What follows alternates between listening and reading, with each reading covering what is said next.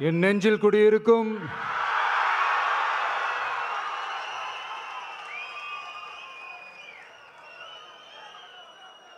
என்னுடைய தோழர்களுக்கும் தோழிகளுக்கும் தமிழக மக்களுக்கும் என்னுடைய வணக்கம்.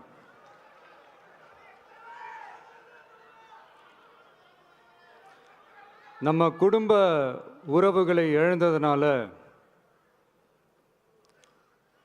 சொல்ல முடியாத வேதனையிலும் வலியிலும் இவ்வளோ நாளாக இருந்தோம். அப்படிப்பட்ட அந்த சூழல்ல நம்ம சொந்தங்களின் மனம் பற்றி இருக்க வேண்டியது நம்மளுடைய கடமை. அதனால தான் அவங்களோட சேர்ந்து அமைதி காத்து வந்தோம். ஆனால் இப்படி அமைதி காத்து வந்த நேரத்தில் நம்மளை பற்றி வன்ம அரசியல் வலைகள், அர்த்தமற்ற அவதூறுகள்னு இந்த மாதிரி நிறையா விஷயங்கள் நம்மளை பற்றி பின்னப்பட்டன, பரப்பப்பட்டன. இது எல்லாமே சட்டம் மற்றும் சத்தியத்தின் துணை கொண்டு துடைத்து எறிய தான் போகிறோம்.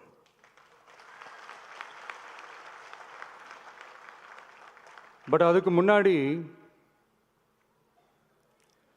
தமிழக சட்டமன்றத்தில் நமக்கு எதிராக நிகழ்த்தப்பட்ட ஓர் உரைக்கு ஒரு நாகரிக பதிலடி கொடுக்கணும்னு நான் நினைக்கிறேன்.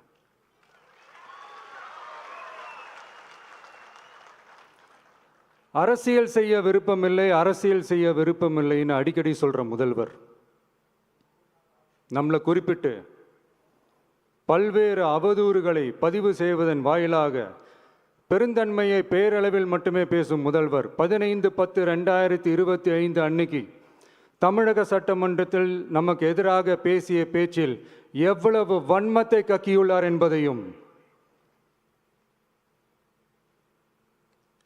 எப்படிப்பட்ட ஒரு அரசியல் செய்ய முயல்கிறார் என்பதையும் தமிழக மக்கள் உணராமலா இருப்பாங்க?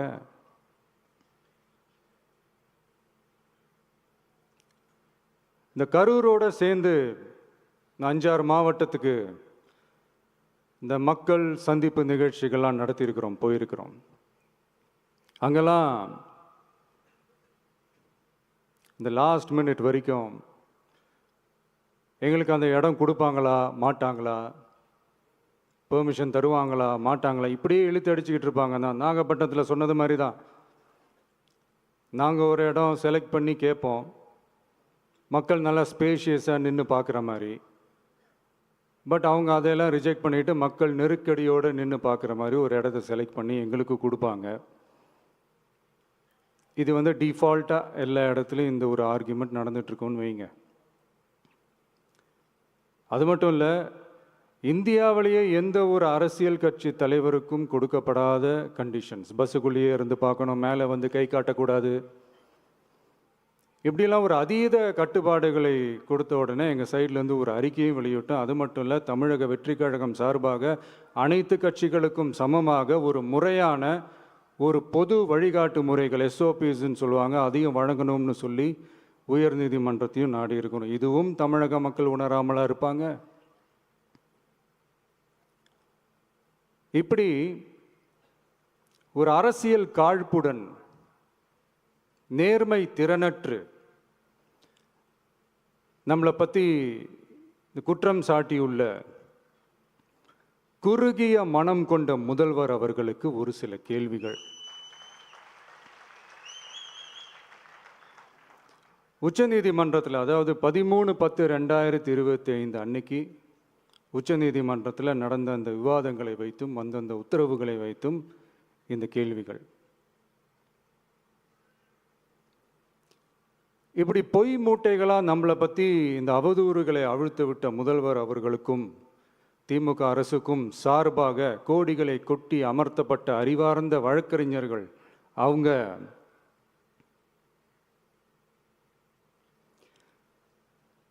இந்த கபட நாடக திமுக அரசோட தில்லுமுல்லுகளை தாங்கி பிடிக்க இயலாமல் உச்ச நீதிமன்றத்தில் திக்கு திணறி நின்றது முதல்வர் அவர்களுக்கு மறந்துவிட்டதா? இந்த கரூர் சம்பவத்துக்கு அப்புறமே அவசரமாக ஒரு தனிநபர் ஆணையம், அந்த தனிநபர் ஆணையத்தை அவமதிக்கிற மாதிரி அரசு உயர் அதிகாரிகள், காவல்துறை உயர் அதிகாரிகள் எல்லாருமே நம்மளை பற்றி ஃபுல்லாக இந்த அவதூறுகள் பரப்பி ஒரு செய்தியாளர்கள் சந்திப்பு அவசரமாக. இதெல்லாம் ஏன் நடக்குது? எதுக்காக நடக்குது அப்படின்னு ஒட்டுமொத்த தமிழக மக்களும் கேள்வி கேட்க ஆரம்பிச்சாங்க. இதுவும் தமிழக முதல்வர் மறந்துட்டாரா? அதுக்கப்புறம் அந்த தனிநபர் ஆணையத்தை தலையிலேயே கொட்டி வீட்டுக்கு அனுப்பிச்சிட்டாங்க. அது வேறு விஷயம்.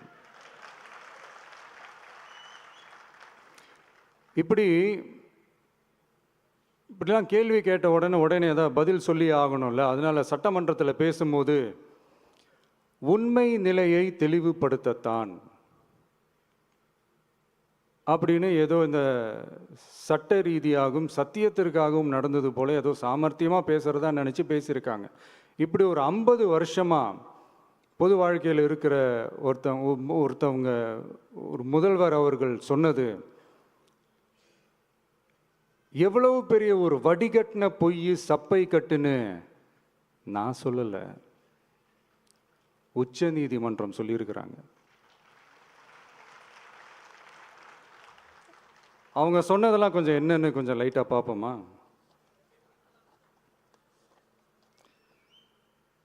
The comments which have been made before the media by the top officers of the police department may create doubt in the minds of the citizenry on impartiality and fair investigation.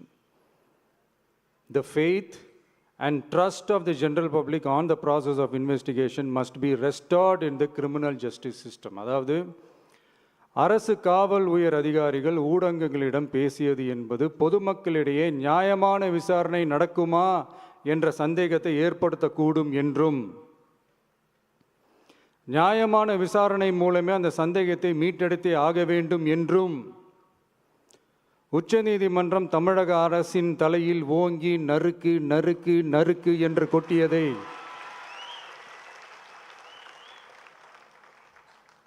முதல்வர் அவர்கள் மறந்துட்டாரா?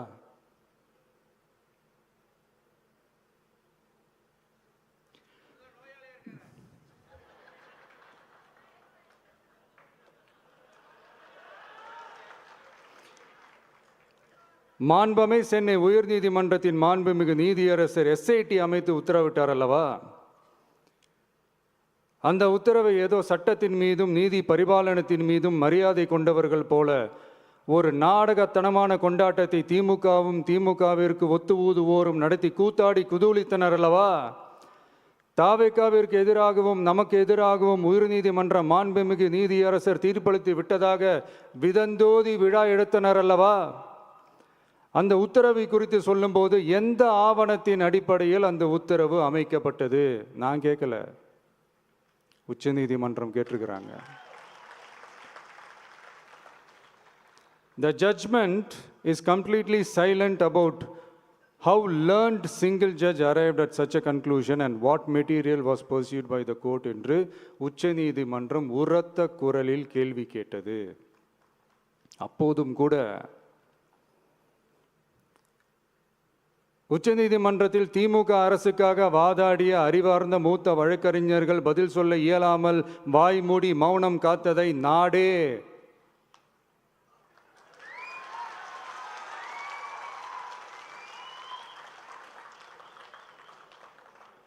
பார்த்ததல்லவா?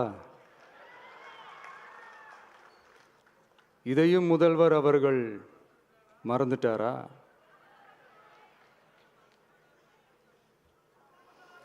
Such petition ought to be dealt with by the division bench, registering as public interest litigation in right earnest and not to be dealt with by a single bench. அதாவது பொது வழிகாட்டு முறைகளான SOP அமைக்கப்பட்டு வெளியிட வேண்டும் என்ற கோரிக்கையுடன் வந்த ரிட் மனுவை நீதிபதிகள் டிவிஷன் பெஞ்ச் தான் கையாள வேண்டும்,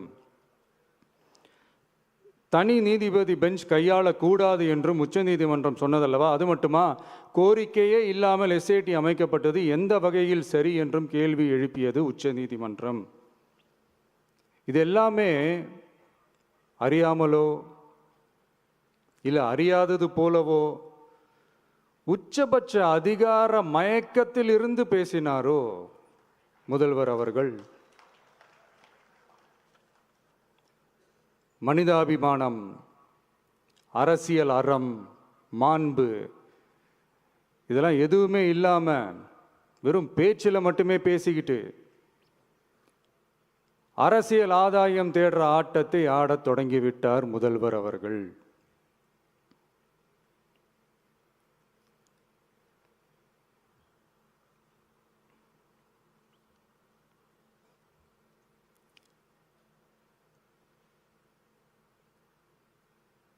இதெல்லாம் என்ன அவங்களுக்கு புதுசா? என்ன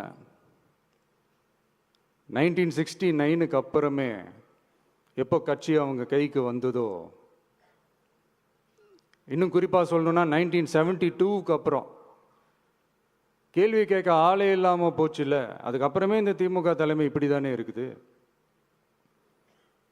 இப்போ நாங்கள் கேட்டோமே இந்த சில கேள்விகள்லாம், இதெல்லாம் நான் கேட்கல, சுப்ரீம் கோர்ட் கேட்டிருக்கு. இதனால் என்ன புரிய வருது? இந்த கவர்மெண்ட் நடத்துகிற அந்த விசாரணை மேலே சந்தேகம் ஏற்படுதுன்னா அதுக்கு என்ன அர்த்தம்? உங்கள் மேலே நம்பிக்கை இல்லைன்னு அர்த்தம்.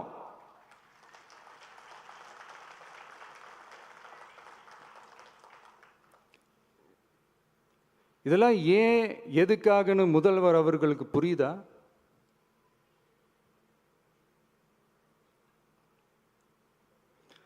சுப்ரீம் கோர்ட் சொன்னதோட மட்டும் இல்லை, நிஜத்திலும் இன்னைக்கு மக்களுக்கு இந்த கவர்மெண்ட் மேலே இருக்கிற நம்பிக்கை மொத்தமாக மண்ணுக்குள் புதைந்து விட்டது. இதுவாவது முதல்வர் அவர்களுக்கு புரியுதா? புரியலனா 2026 தேர்தலில் இந்த திமுக தலைமைக்கு மக்கள் இன்னும் ஆழமா அழுத்தமா புரிய வைப்பாங்க. அப்ப கூட இவங்க என்ன பண்ணுவாங்க தெரியும்ல? 5 வருஷத்துக்கு ஒரு வாட்டி பழக்க தோஷத்தில் ஒரு அறிக்கை ஒன்று வெளியிடுவாங்களே, மக்கள் தீர்ப்புக்கு தலை வணங்குகிறோம் அப்படின்ட்டு அந்த அறிக்கையை வெளியிட்டுட்டு இப்போ அறிவாலயத்துல போய் ஓடி ஒளிஞ்சுப்பாங்க. இப்பவே ரெடி பண்ணி வச்சுக்கோங்க அந்த அறிக்கையை. எப்படி? மக்கள் தீர்ப்புக்கு தலை வணங்குகிறோம்.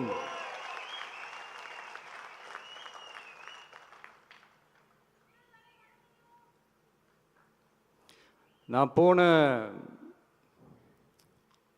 பொதுக்குழுவில் சொன்னதை தான் இங்கே நான் திரும்பவும் சொல்கிறேன். இயற்கையும் இறைவனும் நம் தமிழக சொந்தங்களின் வடிவில் மாபெரும் மக்கள் சக்தியை நம்ம கூடவே நிற்கும் போது எம் மக்களுக்கான அரசியலை தடுப்பவர் எவர்? அதனால தோழர்களே, நமக்கு வந்திருக்கிற இந்த இடையூறு வெறும் டெம்பரவரி மட்டும்தான். எல்லாத்தையும் தகர்த்தெறிவோம், மக்களோட கை கோர்த்து நிற்போம், மக்களோட களத்தில் போய் நிற்போம். நம்ம பயணத்தில் தடம் மாறவே மாட்டோம். இப்பவும் சொல்றேன், 2026ல் 2 பேருக்கு நடுவில் தான் போட்டியே. ஒன்று, இன்னொன்று